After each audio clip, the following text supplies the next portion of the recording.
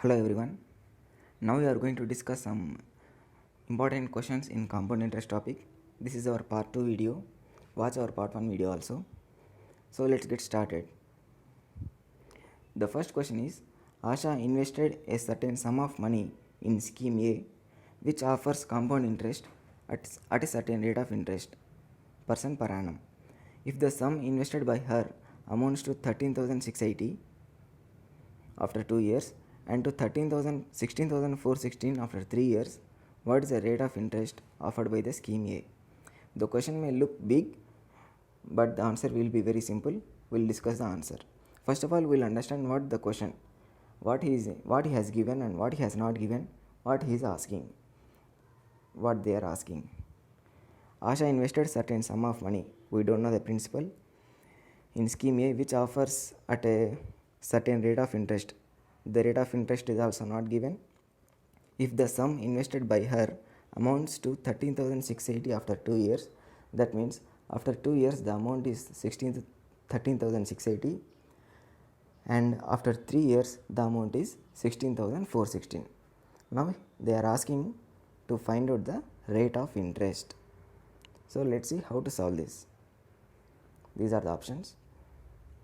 First of all, principal is not given, rate of interest is also not given, amount after 2 years 13,680, this is given in question, amount after 3 years is 16,416. Now we have a simple logic. The difference between two amounts is interest, that is the difference between two amounts equal to interest. So 16,416 minus 13,680, we get 2,736. That is the interest after 2 years is 2,736 rupees. Now what he is asking, the 2,736 is what percentage of 13,680.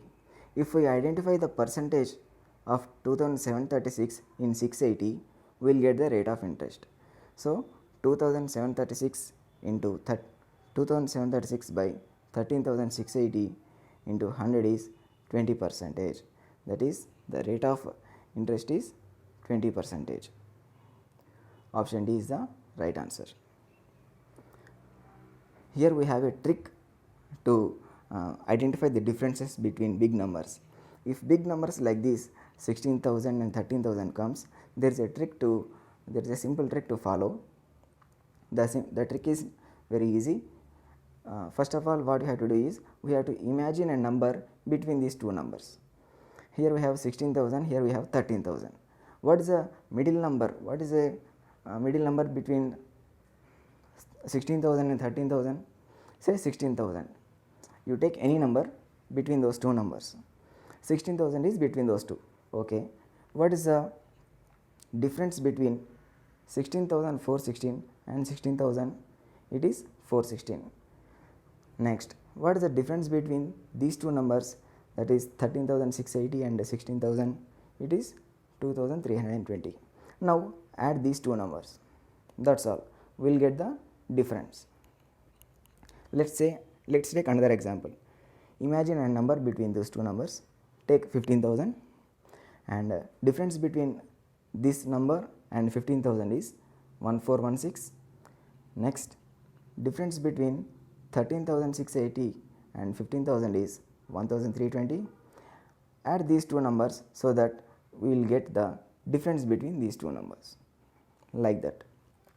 That's a simple trick to follow while performing subtractions. There is another method to solve this question. That another method is also a very simple one. We know the difference is 2,736. So what percentage of 13,680 is 2,736?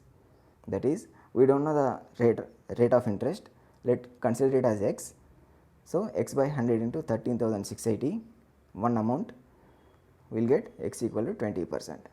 Therefore, rate of interest is 20%. Like that we can do. Let's move on to the second question. The population of a town is 5,000.